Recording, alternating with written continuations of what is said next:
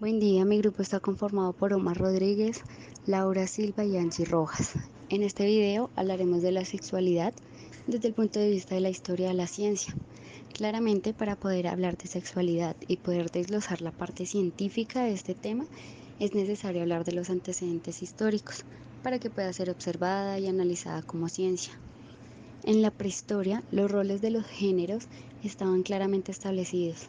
La mujer se quedaba cerca del hogar, mientras que el hombre se iba a casa para recaudar el alimento y dárselo a sus hijos y perpetuar la especie. Basándonos en las pinturas rupestres, que aún se encuentran en cavernas, un gran rasgo que tenían las mujeres en esta época eran mujeres con grandes y colgantes pechos, con caderas redondas y órganos sexuales prominentes. Asimismo, se cree que en esta época se desconocía la contribución masculina a la reproducción. Luego de este suceso, los seres humanos se volvieron granjeros y pastores. Aquí los hombres se hicieron cargo de cuidar el ganado, mientras las mujeres creaban las granjas. En cuanto a la sexualidad, cuando las personas se dieron cuenta del papel masculino en la reproducción, se dio un paso al culto fálico, hacia el 9000 a.C. Se cree que él se dio el conocimiento de la paternidad. Una de las razones fue que los pastores a lo largo del año se daban cuenta que los rebaños tenían mismos animales. Se entendió que entre la cópula y el nacimiento pasaba un tiempo prudencial. En las antiguas civilizaciones, las formas fálicas también tenían una importancia significativa. En Egipto tenían un gran papel en las ceremonias religiosas, mientras que en Grecia las formas fálicas se utilizaban para adornos como anillos o collares. Por otro lado, en Roma se utilizó una enorme forma fálica sobre una base para llevar a un desfile en homenaje a la antigua diosa Venus, la cual era la diosa de la fertilidad. Por otro lado, los antiguos hebreos le daban al sexo durante el matrimonio como una acción fructífera para saciar la orden divina de procrear, además también por el mutuo placer y satisfacción, lo cual fortalecía los lazos conyugales del matrimonio. Asimismo, se tomaba como una razón para el divorcio, que las personas no pudieran o no tuvieran hijos o que pudieran tener hijos con algunas deformidades físicas. Otro punto que es actualmente muy claro era que en la época se castigaban severamente las interacciones sexuales entre las personas del mismo género, dado que en esta época se veía como amenaza a la procreación de la descendencia en la familia. En la antigua Grecia también existían ciertas creencias a cuanto al sexo. Los griegos veían a sus deidades como inspiración para música, obras, entre otros. Por ejemplo, Afrodita, la cual era la diosa del deseo. De allí salió la palabra afrodisíaco. Los griegos, según la mitología, sostenían relaciones entre ellos mismos y con los mortales. Esto dio paso para que en la antigua Grecia se considerara que los habitantes eran bisexuales y la práctica de mantener relaciones sexuales con el mismo sexo eran aceptadas y respetadas con la condición de que no influenciara o amenazara la institución de la familia. Un claro ejemplo de que los griegos aceptaban estas prácticas era el mito de Hércules, el cual cuenta la leyenda que sostuvo relaciones con 50 mujeres vírgenes, pero asimismo se cuenta también que tuvo relaciones con hombres. La primera comunidad cristiana se dio después de los romanos, al tratar de cambiar las ideologías sexuales de las anteriores civilizaciones de los cristianos.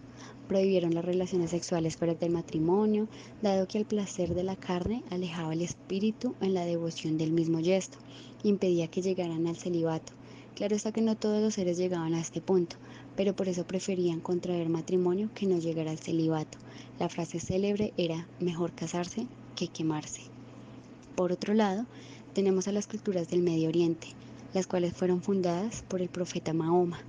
La tradición islámica dicta que el matrimonio es muy respetado, asimismo que el cumplimiento en él mismo, dado que las relaciones preliminares al matrimonio son causa de vergüenza a las personas y a las familias.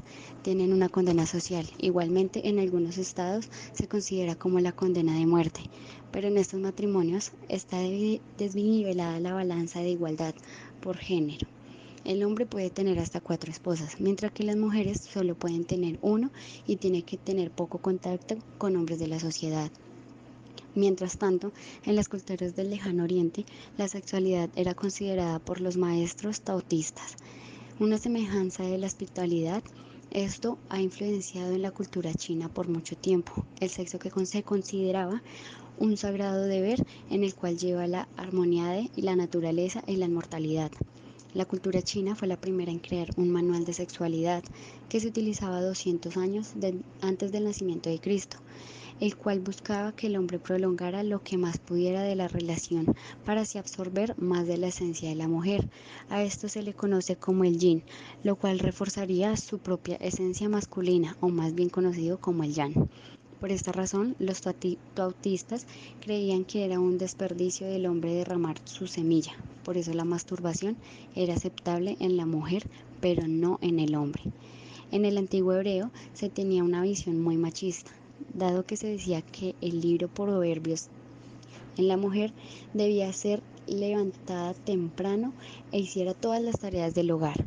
Se le daba al hombre la libertad de poder divorciarse cuando quisiera, mientras que las mujeres podían ser lapidada por un adulterio.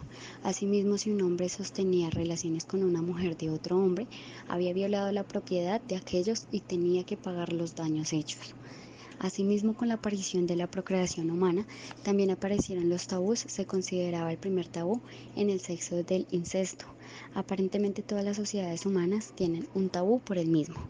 Igualmente, en algunas culturas como la egipcia, estaba bien visto el matrimonio o sostener relaciones entre familiares. Luego de todas estas civilizaciones vino la revolución sexual, la cual se sitúa más exactamente entre mediados de 1960 hasta mediados de 1970.